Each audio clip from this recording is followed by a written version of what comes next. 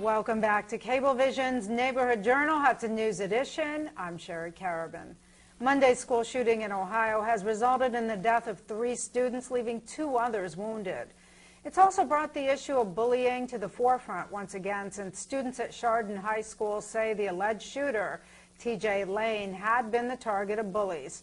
Joining me now to talk more about this issue is Dr. Gabriel Kaplan, Hoboken psychiatrist and president of the New Alliance Academy in Paramus. Thank you for being here. Thank you for having me, Sherry. Now, this issue, this shooting, again, has brought the whole issue of bullying to light, because there are students that are saying that this kid was bullied repeatedly.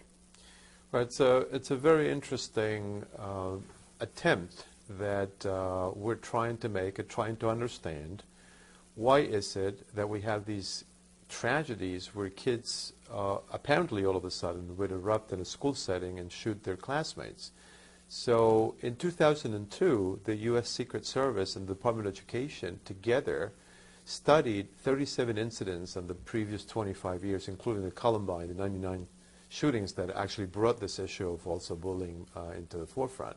And we're trying to figure out who are these kids, what happens to them, and they found a few interesting things. Demographically, there was nothing that would fit a profile.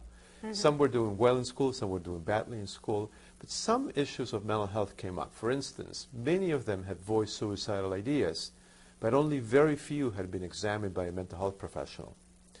And interestingly, most of them had told that they were going to do this to somebody. This is not an impulsive act, but it was planned.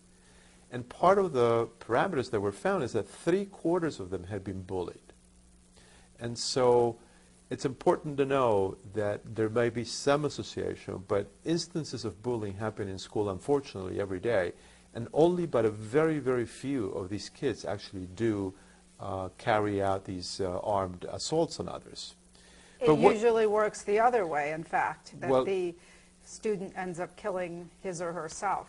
Well, in fact, there is a big association between suicidal ideas and bullying, and we have now a case being tried in court, Tyler Clementi case, where unfortunately Tyler killed himself, and now that has led to some interesting legislation, where right now, since last September, New Jersey has the toughest law on bullying.